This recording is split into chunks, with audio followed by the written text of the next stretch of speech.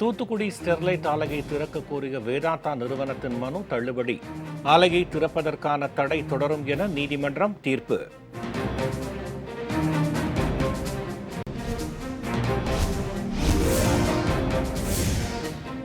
Sterlite ஆலைக்கு எதிரான தீர்ப்புக்கு பல்வேறு தரப்பினரும் வரவேற்பு. இனிப்புகளை வழங்கியும் பட்டாசு வெடித்தும் பொதுமக்கள் கொண்டாட்டம்.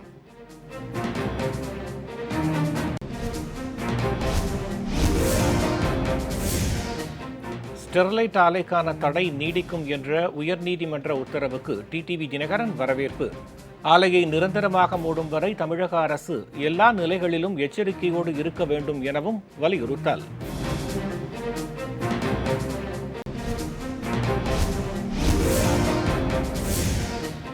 குற்றவாளிகளை பிடிக்கச் சென்றபோது குண்டு வீச்சு தாக்குதலில் காவலர் மரணம். வெடிகுண்டு வீசிய குற்றவாளியும் பலத்த காயங்களுடன் உயிரிழப்பு.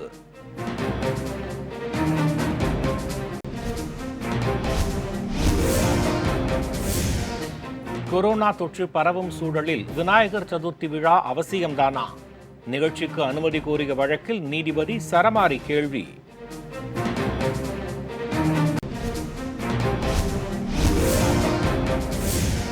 சாத்தான்குளம் தந்தை மகன் கொலை வழக்கு விசாரணை கைதி காவலர் முருகனின் ஜாமீன் மனு மீதான விசாரணை ஒத்திவைப்பு.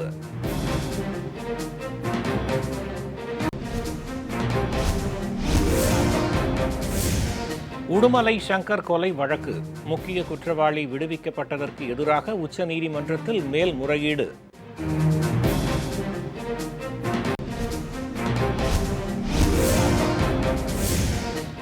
தமிழகத்தில் கொரோனாவால் பாதிக்கப்பட்டவர்களின் எண்ணிக்கை 3,50,000 நெருங்கியது. 24 மணி நேரத்தில் 5,709 பேருக்கு பெருந்தொற்று.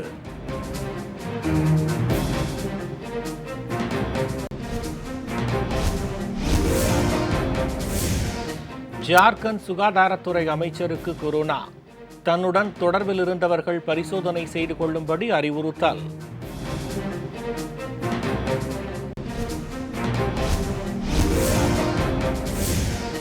இந்தியாவில் வரும் டிசம்பர் மாதத்திற்குள் கொரோனா தடுப்பூசி தயாராகிவிடும். சீரம் நிறுவனம் தகவல்.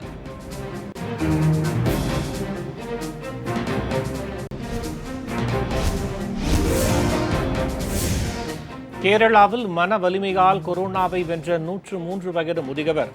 மலர் கொத்து கொடுத்து வழி அனுப்பி வைத்த மருத்துவர்கள்.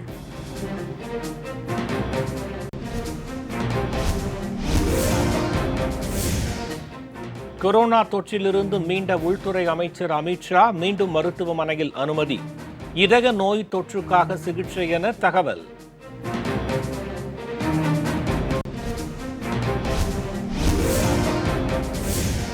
பிரதமரின் அவசர கால நிவாரண நிதி தொடர்பான வழக்கு தேசிய பேரிடர் நிதிக்கு மாற்றம் செய்ய உச்சநீதிமன்றம் மறுப்பு.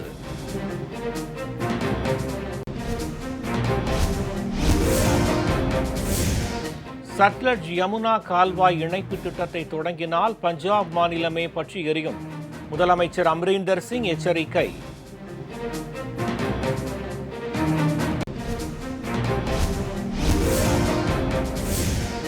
இந்திய தேர்தல் ஆணையர் பொறுப்பிலிருந்து அசோக் லவாசா ராஜினாமா.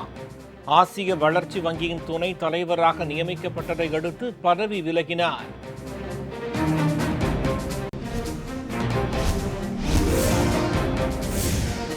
அஸ்ஸாம் வெள்ள நிவாரண பணிகளுக்கு 1 கோடி ரூபாய் வழங்கினார் பாலிவுட் நடிகர் அக்ஷய்குமார். ட்விட்டரில் நன்றி தெரிவித்த முதலமைச்சர்.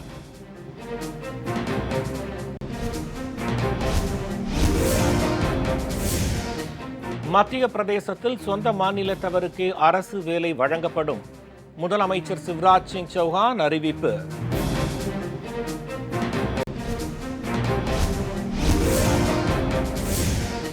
மாலி நாட்டில் ஆட்சியை கைப்பற்றியது ராணுவம். அதிபர் பிரதமர் அதிரடி கைது.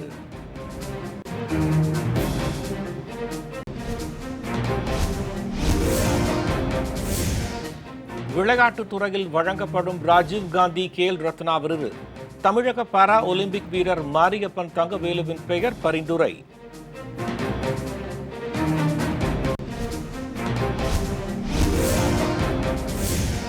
ஐபிஎல் கிரிக்கெட் தொடரின் ஸ்பான்சராக ட்ரீம் 11 நிறுவனம் தேர்வு.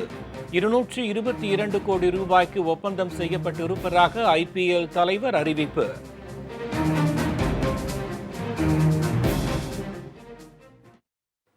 இனி விரிவான செய்திகள். தூத்துக்குடி ஸ்டெர்லைட் ஆலையை திறக்க அனுமதி இல்லை என தீர்ப்பளித்த சென்னை உயர்நீதிமன்றம் வேதாந்தா நிறுவனத்தின் மனுவை தள்ளுபடி செய்தது.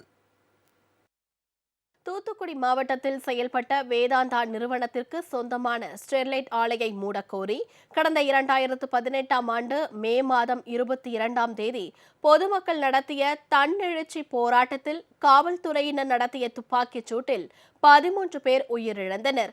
இந்த சம்பவத்தை அடுத்து ஸ்டெர்லைட் ஆலை மூடப்பட்டது. இதையடுத்து ஸ்டெர்லைட் ஆலையை மீண்டும் திறக்க கோரி வேதாந்தா நிறுவனம் சார்பில் சென்னை உயர்நீதிமன்றத்தில் மனு தாக்கல் செய்யப்பட்டது. இது தொடர்பான வழக்குகளை சென்னை உயர்நீதிமன்ற நீதிபதிகள் சிவஞானம், பவானி சுப்பராயன் ஆகியோர் அடங்கிய அமர்வு விசாரித்தது. இவ்வழக்கில் அனைத்து தரப்பு வாதங்களும் முடிவடைந்த நிலையில் கடந்த ஜனவரி மாதம் 8ஆம் தேதி தீர்ப்பு தேதி குறிப்பிடாமல் ஒத்திவைக்கப்பட்டது. இந்நிலையில் இன்று இவ்வழக்கில் தீர்ப்பளிக்கப்பட்டது. ஆலையை திறக்க அனுமதி இல்லை என்றும் ஆலையை திறப்பதற்கான தடை தொடரும் என்றும் நீதிபதிகள் தெரிவித்தனர். மேலும் வேதாந்தா நிறுவனத்தின் மனுவையும் தள்ளுபடி செய்தனர்.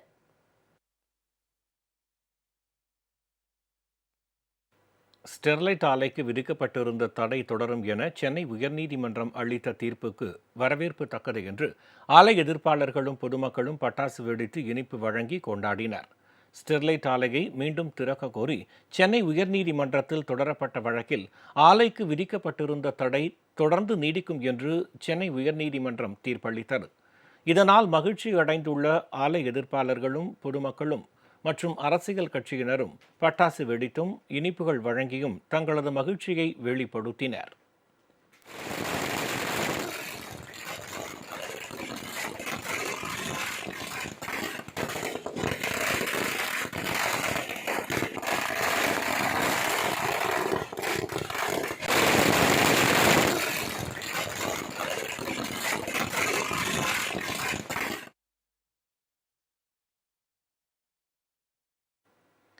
மதிமுக பொதுச் செயலாளர் திரு வைகோ, மக்கள் நீதி மய்யம் கட்சி தலைவர் திரு கமல்ஹாசன் உள்ளிட்ட அரசியல் கட்சியினரும் ஸ்டெர்லைட் ஆலைக்கு எதிரான தீர்ப்பை வரவேற்றுள்ளனர்.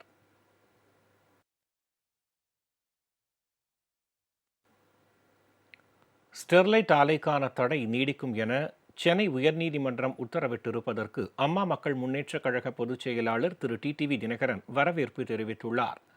ஆலையை சட்டப்படி நிரந்தரமாக மூடும் வரை தமிழக அரசு எல்லா நிலைகளிலும் எச்சரிக்கையோடு இருக்க வேண்டும் என அவர் வலியுறுத்தியுள்ளார்.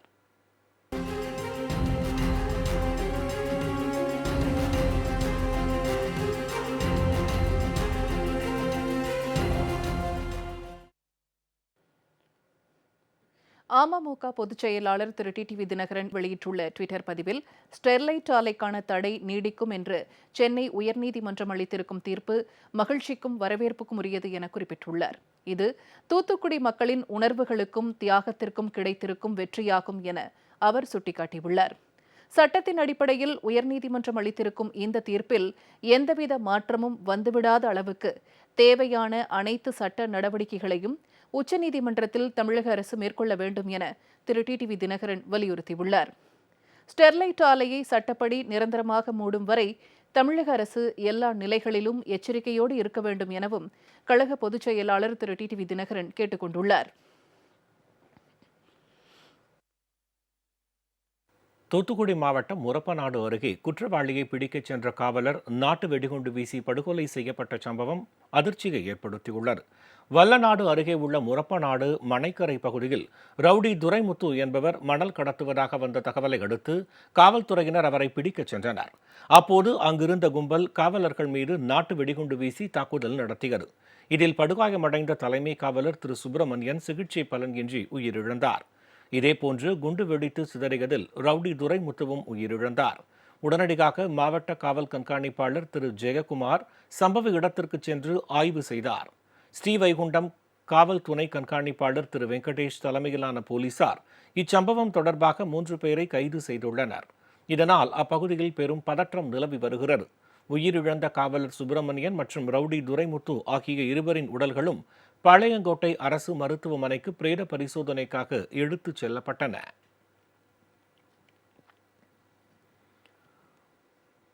தமிழகத்தில் நாள்தோறும் 6000 பேர் கொரோனாவால் பாதிக்கப்பட்டு வரும் சூழலில் விநாயகர் சதுர்த்தி நிகழ்ச்சிக்கு எப்படி அனுமதி அளிக்க முடியும் என உயர்நீதிமன்ற மதுரை கிளை கேள்வி எழுப்பியுள்ளது.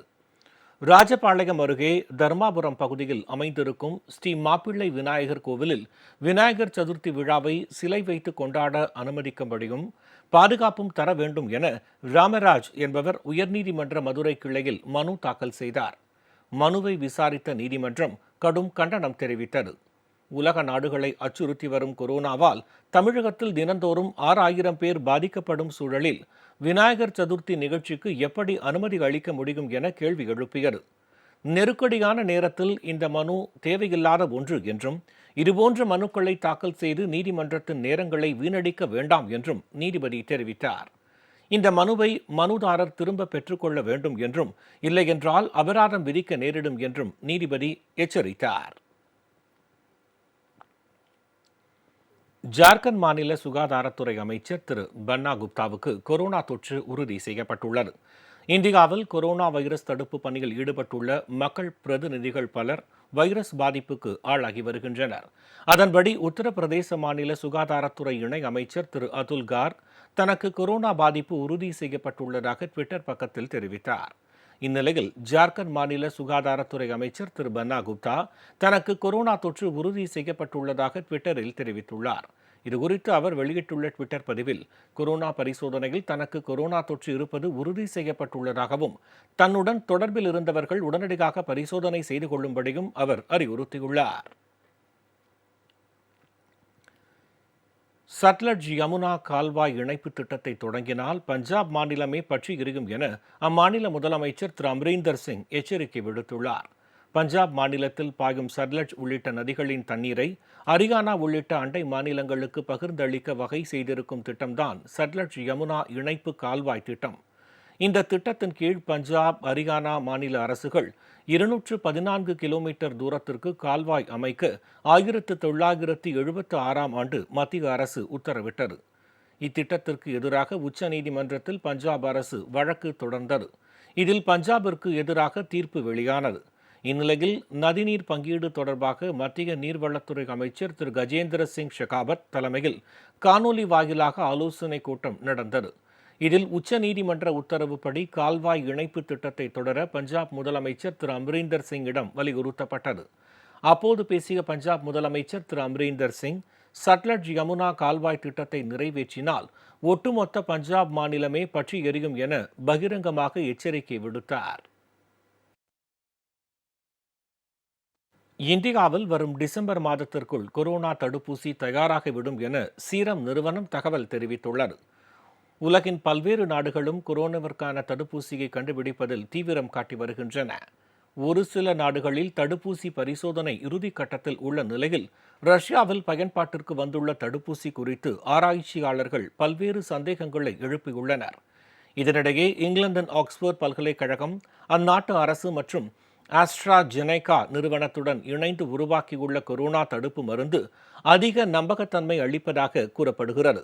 இதனை இந்தியாவில் தயாரிக்க ஆக்ஸ்போர்ட் பல்கலைக்கழகத்துடன் மகாராஷ்டிர மாநிலம் புனேவில் உள்ள இந்திய சீரம் இன்ஸ்டிடியூட் நிறுவனம் ஒப்பந்தம் செய்துள்ளது.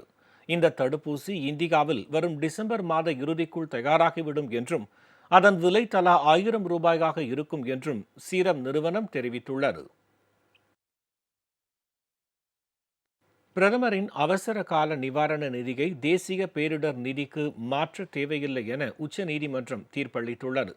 கொரோனா தடுப்பு நிவாரண பணிகளுக்காக பிரதமர் திரு நரேந்திர மோடி கடந்த மார்ச் 28ஆம் தேதி PM கேர்ஸ் ஃபண்ட் எனப்படும் குடிமக்கள் உதவி மற்றும் அவசர கால நிவாரண நிதியம் ஏற்படுத்தப்பட்டுள்ளதாக அறிவித்தார். கொரோனா போன்ற திடீரென ஏற்படும் பேரிடர் பிரச்சினைகளை சமாளிக்கவும் பாதிக்கப்பட்டோருக்கு நிவாரண உதவி வழங்கவும் உருவாக்கிய இந்த நிதியத்திற்கு தொழில் அதிபர்கள், சினிமா பிரபலங்கள், தொண்டு நிறுவனங்கள், தனிநபர்கள் என பலரும் நன்கொடை அளித்தனர். இந்நிலையில் PM கேர்ஸ் நிதியை தேசிய பேரிடர் நிதிக்கு மாற்றக் கோரி தனியார் தொண்டு நிறுவனம் ஒன்று உச்சநீதிமன்றத்தில் பொதுநல வழக்கு தொடர்ந்தது. கடந்த ஜூலை மாதத்தில் இந்த வழக்கின் விசாரணை நடந்தபோது தேசிய பேரிடர் மேலாண்மை சட்டத்திற்கு முரணான PM கேர்ஸ் நிதி இருப்பதால் தேசிய பேரிடர் நிதிக்கு மாற்றி அதனை தணிக்கைக்கு உட்படுத்த வேண்டும் என வாதிடப்பட்டது. இருதரப்பு வாதங்களும் முடிவடைந்த நிலையில் நீதிபதி திரு அசோக் பூஷன் தலைமையிலான அமர்வு அளித்த தீர்ப்பில் பிரதமரின் அவசர கால நிவாரண நிதியை தேசிய பேரிடர் நிதிக்கு மாற்ற தேவையில்லை என்று தெரிவித்தது. மேலும் PM கேர்ஸ் நிதிக்கு நன்கொடை அளிக்க யாருக்கும் தடையில்லை என்றும் தீர்ப்பில் நீதிபதிகள் கூறினர்.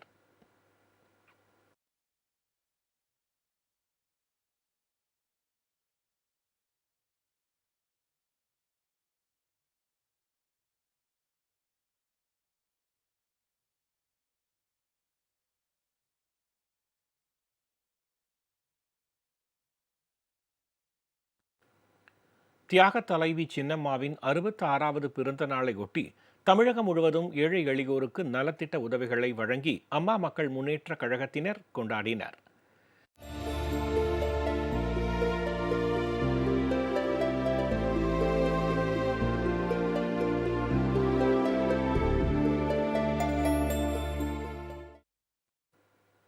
சென்னை RK நகர் தொகுதிக்கு உட்பட்ட நேதாஜி நகர் 4வது தெரு பகுதியில் கழக சிறுபான்மை பிரிவு சார்பில் பொதுமக்களுக்கு இனிப்புகள் வழங்கி கொண்டாடப்பட்டன.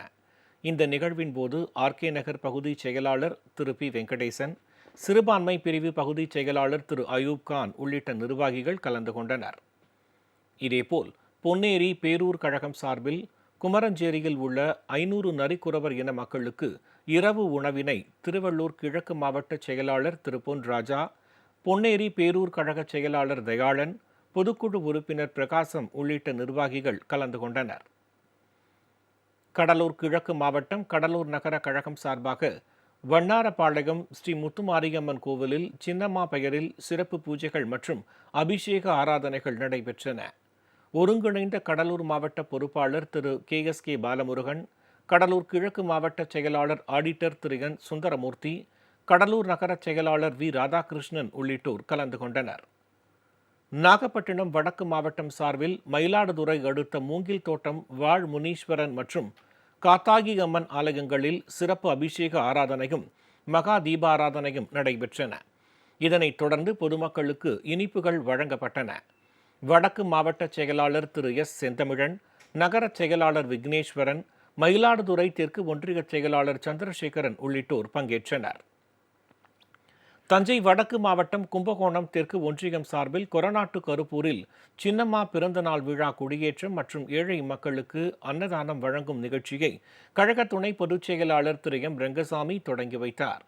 இதனைத் தொடர்ந்து தமிழ்நாடு முஸ்லிம் முன்னேற்ற கழக தஞ்சை வடக்கு மாவட்ட தொண்டர் அணி செயலாளர் ஃபக்ருதீன் மற்றும் முகமது பாட்ஷா ஆகியோர் கழகத்தில் இணைந்தனர்.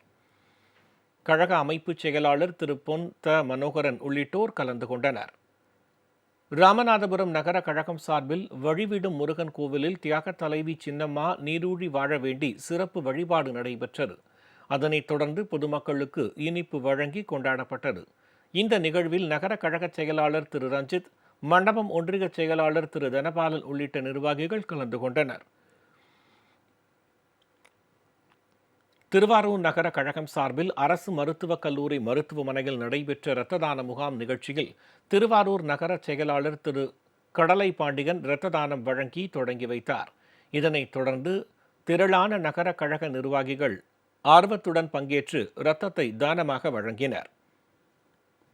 நாமக்கல் வடக்கு மாவட்டம் அரியா கவுண்டம்பட்டியில் செயல்பட்டு வரும் சாரோன் முதியோர் இல்லத்தில் உள்ள 30க்கும் மேற்பட்ட முதியோர்களுக்கு இலவச வேட்டி சேலைகள் மற்றும் இனிப்புகள் வழங்கப்பட்டன. கழக துணைத் தலைவர் வடக்கு மாவட்ட செயலாளர் திரு S. அன்பழகன், மாநில அம்மா பேரவை இணைச் செயலாளர் திரு AP பழனிவேல், மாவட்ட அவைத் தலைவர் S. பன்னீர்செல்வம் உட்பட பலர் கலந்து கொண்டனர். திருப்பூர் மாநகர் வடக்கு மாவட்டம் திருமுருகன்பூண்டி பேரூராட்சி கழகம் சார்பில் ராக்கையாபாளையம் பகுதியில் உள்ள ஸ்ரீ சக்தி மாரியம்மன் திருக்கோவிலில் சிறப்பு பூஜை மகா தீபாராதனை நடைபெற்றது. பொதுமக்களுக்கு இனிப்புகள் வழங்கப்பட்டன. இந்த நிகழ்வில் மாநகர் வடக்கு மாவட்ட செயலாளர் திரு சிட்டிசன் ஈஸ்வரன், திருமுருகன்பூண்டி பேரூராட்சி கழக செயலாளர் கணேசமூர்த்தி உள்ளிட்டோர் பங்கேற்றனர். மதுரை மாநகர் வடக்கு மாவட்டம் அம்மா தொழிற்சங்கத்தின் சார்பாக பழங்காநத்தம் பகுதியில் மாவட்ட செயலாளர் திரு மா ஜெயபால் தலைமையில் ஏழை எளியோருக்கு உணவுகள் வழங்கப்பட்டன. இதில் ஏராளமான கழக நிர்வாகிகள் கலந்து கொண்டனர். கன்னியாகுமரி கிழக்கு மாவட்ட கழகம் சார்பில் மயிலாடியில் பட்டாசுகள் வெடித்து பொதுமக்களுக்கு இனிப்புகள் வழங்கி கொண்டாடப்பட்டன. இதேபோன்று நாகர்கோவிலில் கலுங்கடியில் 500க்கும் மேற்பட்டவர்களுக்கு அன்னதானம் வழங்கப்பட்டது. கிழக்கு மாவட்ட செயலாளர் திரு பி செந்தில் முருகன், கிழக்கு மாவட்ட இணை செயலாளர் திருமதி அமு ஆண்ட்ரோ உள்ளிட்ட பலர் கலந்து கொண்டனர்.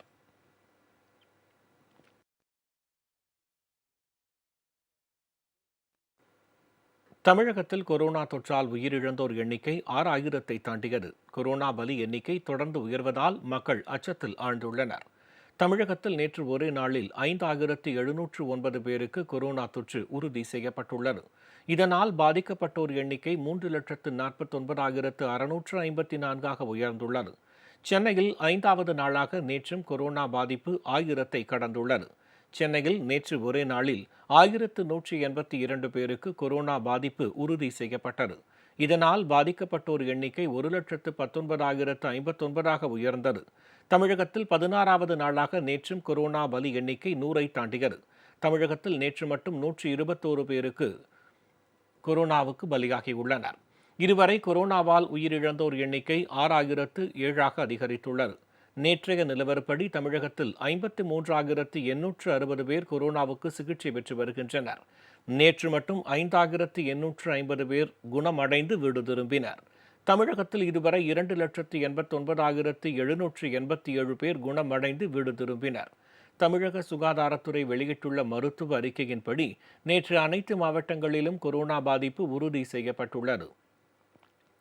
திருவள்ளூர் மாவட்டத்தில் 489 பேருக்கும், கோவை மாவட்டத்தில் 392 பேருக்கும், செங்கல்பட்டு மாவட்டத்தில் 344 பேருக்கும், தேனி மாவட்டத்தில் 295 பேருக்கும், சேலம் மாவட்டத்தில் 286 பேருக்கும் கொரோனா தொற்று உறுதி செய்யப்பட்டுள்ளது.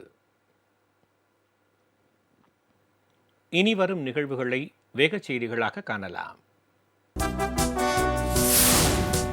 பிரபல பாலிவுட் நடிகர் அக்ஷய்குமார் அஸ்ஸாம் வெள்ள நிவாரண பணிகளுக்காக 1 கோடி ரூபாய் நிதி வழங்கியுள்ளார். பருவமழை காரணமாக அஸ்ஸாம் உள்ளிட்ட மாநிலங்களில் கனமழை பெய்து வருகிறது. அஸ்ஸாமில் 28 மாவட்டங்களில் பெய்த கனமழை காரணமாக இதுவரை வெள்ளத்திற்கு 128 பேர் பலியாகியுள்ளனர். இந்நிலையில் அஸ்ஸாம் வெள்ள நிவாரண பணிகளுக்கு பிரபல பாலிவுட் நடிகர் அக்ஷய்குமார் 1 கோடி ரூபாய் நிதி வழங்கியுள்ளார். இதற்கு முதலமைச்சர் திரு சர்பானந்தா சோனாவால் ட்விட்டரில் நன்றி தெரிவித்துள்ளார்.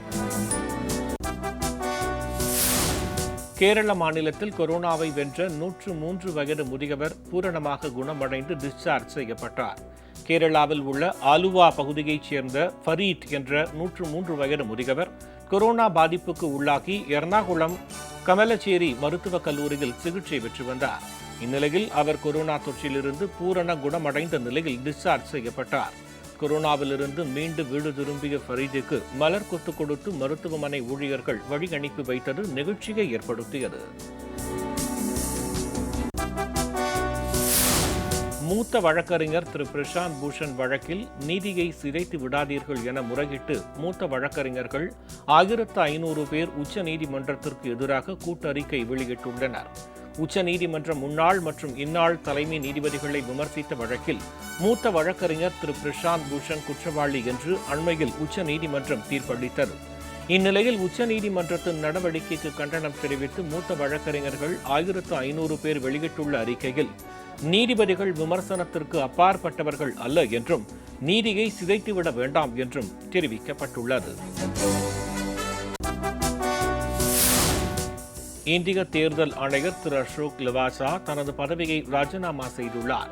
பிலிப்பைன்ஸை தலைமையிடமாக கொண்ட ஆசிய வளர்ச்சி வங்கியின் துணைத் தலைவராக திரு அசோக் லவாசா நியமிக்கப்பட்டதை அடுத்து தேர்தல் ஆணையர் பொறுப்பை அவர் ராஜினாமா செய்துள்ளார்.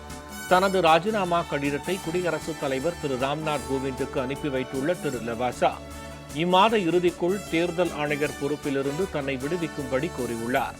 இவர் கடந்த 2018ஆம் ஆண்டு தேர்தல் ஆணையராக நியமிக்கப்பட்டார் என்பது குறிப்பிடத்தக்கது. கொரோனாவிலிருந்து குணமடைந்த மத்திய உள்துறை அமைச்சர் திரு அமித்ஷா நேற்று மீண்டும் மருத்துவமனையில் அனுமதிக்கப்பட்டார். மத்திய உள்துறை அமைச்சர் திரு அமித்ஷா கடந்த சில தினங்களுக்கு முன்பு கொரோனாவிலிருந்து குணமடைந்து வீடு திரும்பினார். இந்நிலையில் மீண்டும் அவருக்கு உடல் நலக் கோளாறு ஏற்பட்டுள்ளது. இதய நோய் தொற்று காரணமாக நேற்று காலை மூச்சு திணறல் ஏற்பட்டதை அடுத்து அவர் டெல்லி எய்ம்ஸ் மருத்துவமனையில் அனுமதிக்கப்பட்டார். அங்கு அவருக்கு தீவிர சிகிச்சை அளிக்கப்பட்டு வருகிறது.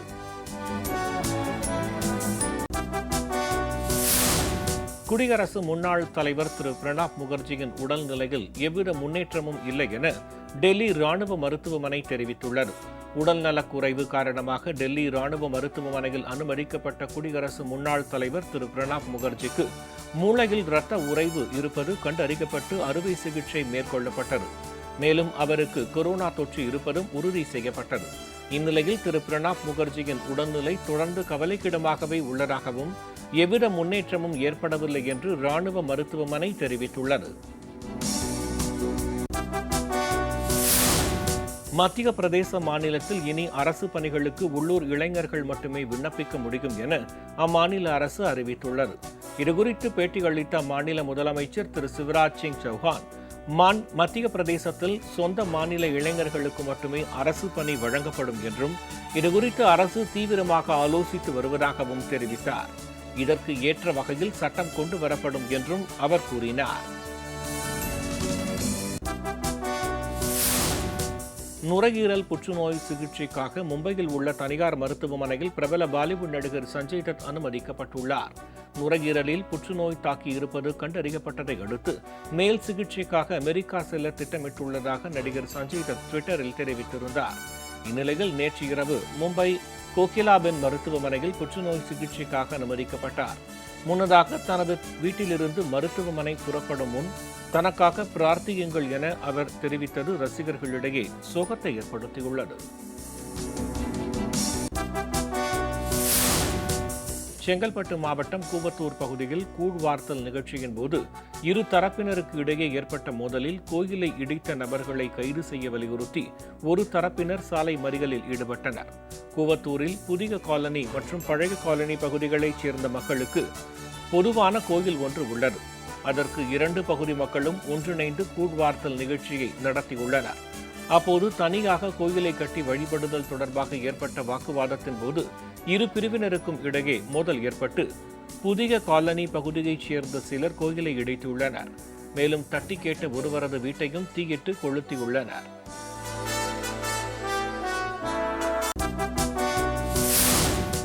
கடலூர் கிழக்கு மாவட்டம் குறிஞ்சிப்பாடி சட்டமன்ற தொகுதிக்கு உட்பட்ட அமமுக நிர்வாகிகள் ஆலோசனை கூட்டம் குறிஞ்சிப்பாடியில் நடைபெற்றது. இதனையடுத்து குறிஞ்சிப்பாடி நகர பகுதிகளைச் சேர்ந்த அதிமுக, திமுக, பாட்டாளி மக்கள் கட்சி, விடுதலை சிறுத்தைகள் கட்சிகளைச் சேர்ந்த 100க்கும் மேற்பட்டோர் அக்கட்சிகளிலிருந்து விலகி தங்களை கழகத்தில் இணைத்துக் கொண்டனர். இதில் ஒருங்கிணைந்த கடலூர் மாவட்ட பொறுப்பாளர் திரு KSK பாலமுருகன், கடலூர் கிழக்கு மாவட்ட செயலாளர் ஆடிட்டர் என் சுந்தரமூர்த்தி, குறிஞ்சிப்பாடி மேற்கு ஒன்றிய செயலாளர் சேத்துராமன் உள்ளிட்டோர் கலந்து கொண்டனர்.